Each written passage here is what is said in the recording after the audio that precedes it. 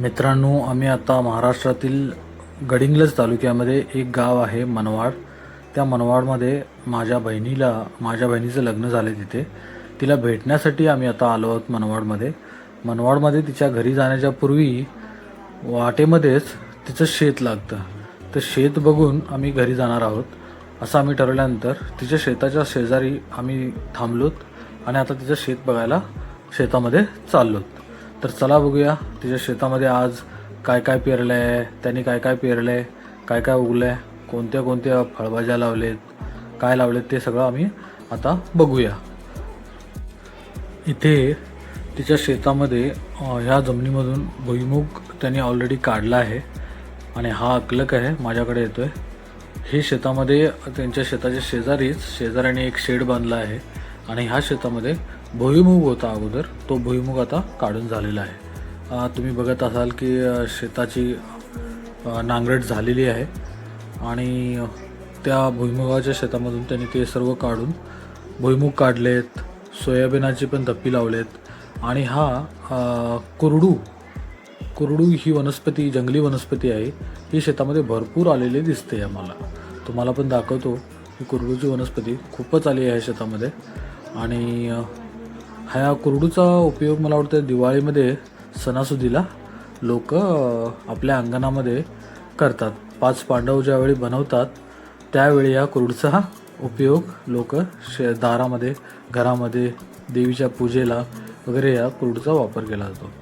इथे ज्वारीचं एक कणस आहे, ते तुम्हाला बघा, एकदम भरगच्च असं भरलेलं आहे ज्वारीचं कणस. हे अशा पद्धतीनं ज्वारी लागलेली आहे त्यांची. तिथे भरगच्च असं कणस दिसतं आहे. पुढे जाऊन बघूया अजून काय काय शेतामध्ये पेरलेत त्यांनी. तर इथे आम्हाला दिसतंय की ती तुरीचं त्यांनी उत्पन्न घेतले. हे मला वाटतं सोयाबीनच त्यांनी कापून एका ठिकाणी माचाळावरती राचून ठेवले आणि शेतामध्ये मला जास्तीत जास्त तुरीचं उत्पन्न जास्त दिसतंय. त्यांनी 10 फुटाच्या अंतरावर तुरीच्या सरी बनवलेत आणि घरातील भाजीपाल्यासाठी त्याने असं शेताभोवती बऱ्याचशा भाजीपाल्यांचे वेल लावलेले आहेत. हे बघा, ह्या पण भाजीचेच शेंगा आहेत. ह्या शेंगेचं फुलं किती सुंदर आलेत बघा. ह्या वेलाला खूप सुंदर फुलं आलेत आणि सर्वात उत्तम त्यांनी तुरीचं पीक जास्त घेतलं आहे या शेतामध्ये. भरपूर असे उंच उंच तूर आलेले आहे. लगभग 5.5-6 फूट उंचीवर तूर आलेली आहे. मला वाटतं तुरीची त्यांनी 1-2दा तरी शेंगा तोडून घेतलेल्या आहेत तुरीच्या आणि हे आता शेवटच्या टप्प्यामध्ये ही तूर आलेली आहे. म्हणजे ह्या शेताचे तूर तरी आता बघा हलकंसं इथं शेंगा दिसत आहेत तुरीच्या. अजून एक राऊंड ते लोक ह्या शेवटच्या टप्प्यामध्ये ही तूर आता आहे. बघा ते हलक्याशा दिसतात शेंगा, त्या पण सुकलेल्या आहेत. म्हणजे हे पण आता तूर कापायला आलेली आहे. असं हे त्यांनी तुरीचं पूर्ण बघा लांबपर्यंत त्यांनी सऱ्या असं दिसत आहेत. हे बघा तुरीच्या तुरीच्या त्यांनी सऱ्या बऱ्याचशा बनवल्यात आणि खालच्या साईडला मला वाटतं खालच्या साईडला त्यांनी ज्वारीचीच लागवण केली आहे. हे झाड आहे कडुलिंबाचं, त्याच्या खालच्या साईडला हिरवी अशी जमीन मला दिसते. तिथे त्यांनी मला वाटतं हे ज्वारीचंच पीक घेतलेलं आहे. त्यांनी ज्वारीचं पीक घेतलं आहे आणि हलक्याच्या साईडला शेताच्या सभोवताली म्हणजे शेवटच्या बांधाच्या सरीमध्ये सूर्यफुलाची पण लावण केलेली आहे त्यांनी. ती बघा हलकीशी दिसते. हे गवत आलेलं आहे, तण आलेलं आहे शेतामध्ये. आणि शेतामध्ये भाजीपाल्यासाठी त्यांनी भेंडी पण मध्ये लावलेले आहेत. भेंडीचे हे बघा, भेंडीचं झूम करून घेतो मी. ही भेंडी आहे, म्हणजे घरात भाजीपाल्यासाठी त्यांनी भेंडी आणि त्या वाळ्याच्या शेंगा अशा प्रकारचे त्यांनी आपल्या शेतामध्येच पीक घ्यायला सुरुवात केलेली आहे. आणि जास्त करून तूरच आहे आणि ज्वारीच्या शेंगा पेरल्या आहेत. हे बघा तूरच जास्त दिसते. पुढे पण गेलो आम्ही, पुढे गेल्यानंतर पण तूरच दिसते. त्यांनी म्हणजे तुरीसाठी हे शेताचा उपयोग केला आहे त्यांनी. वरच्या साईडला मला वाटतं तिथे त्यांनी जास्त प्रमाणात हे लावलेलं आहे, ज्वारीची लावण केलेली आहे. ही आता तुमच्या समोर दिसते, ही तूरच आहे सर्व. आणि ही बघा इथे त्यांनी ह्या बांधाच्या पलीकडे त्यांनी मला वाटतं हे केलं आहे, इथे पण त्यांनी वाळाच्या शेंगाचे वेल भरपूर लावलेले आहेत. वाळाच्या शेंगा दिसत आहेत इथे, बऱ्याचशा वाळाच्या शेंगा दिसत आहेत. आणि बाजूला तुम्हाला ज्वारीची पीक दिसतंय. हे त्यांनी ज्वारीसाठी शेत केलं वरच्या साईडचं. आणि बाजूलाच त्यांनी बऱ्याचशा मिरचीचं शेत लावलेलं आहे, मिरच्या लावलेल्या आहेत रोज रेग्युलरसाठी. टॉमॅटोचं उत्पन्न, टॉमॅटो त्यांनी घरासाठी लावलेले आहेत. हे बघा टॉमॅटो दिसतोय मला एक ह्या शेतामध्ये, टॉमॅटोसुद्धा लावलेले आहेत त्यांनी. आणि मिरच्या पण दाखवतो तुम्हाला, हे बाजूलाच त्याच्या बाजूलाच आहेत. हे बघा मिरचीचं पण त्यांनी लागवड केलेली आहे थोडीशी आपल्या घरापुरती. हे बघा लाल मिरची दिसते तुम्हाला, ही ती मिरची पण त्यांनी लावलेली आहे इथे. त्याची पण लागण मला वाटतं हे शेवटचा तोडणी असेल मिरचीची कदाचित. एवढी मिरची तोडल्यानंतर ते संपून जाईल. हे छोटेसे जंगली टोमॅटो पण आहेत, गावठी टोमॅटोची पण त्यांनी लावून ठेवलेत. आणि ह्या वाळाच्या शेंगाचं वेल आहे. हे बघा इथे दिसत आहेत बघा शेंगा वाळाच्या, ह्या आहेत त्या. अशा पद्धतीनं आपल्या शेताच्या बांधावरती सभोवताली त्यांनी चारी बाजूनी वाळाच्या शेंगेचे वेल खूप लावलेले आहेत, जेणेकरून ते भाजीपाल्यासाठी त्याचा उपयोग करत आहेत. आणि त्याच्या खालच्या साईडला आपण बघूया काय लावलेत त्याने.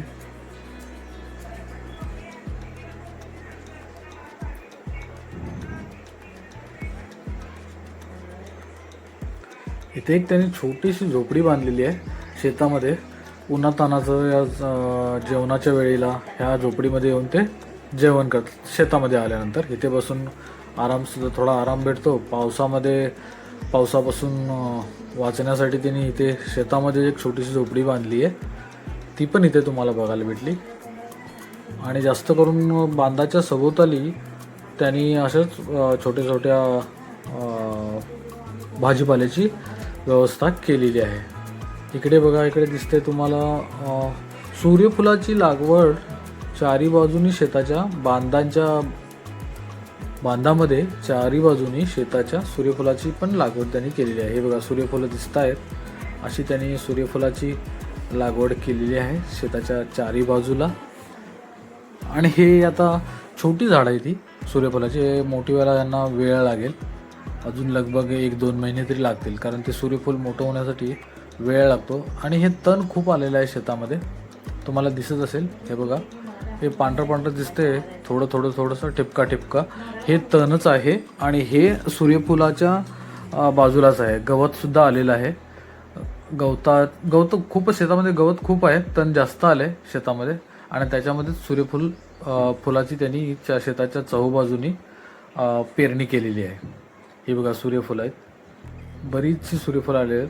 मला वाटतं 1-2 महिने तरी लागतील. हे अजून थोडी उंच होतात झाडं सूर्यफुलाची.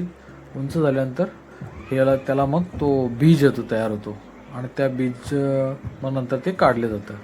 आणि तण खूप आहे, मला वाटतं शेतकऱ्यांनी हे तण कापलंच नाही. त्यांनी तण कापून जनावरांना वगैरे घेऊन जातात लोक, ते त्यांनी केलं नाही आहे. चला तर आपण पुढे जाऊन बघूया वरती शेतामध्ये त्याने अजून काय काय लावलं आहे. वरच्या साईडला हा आकलक आला समोरून, तो विचारतोय हे कुरडूचं झाड कसलं आहे, कसलं उत्पन्न आहे विचारतोय. त्याला माहिती नाही आहे की ते कुरडू जंगली वनस्पती आहे. तो मला विचारतोय की हे कुरडूचं कसलं काय हे आहे.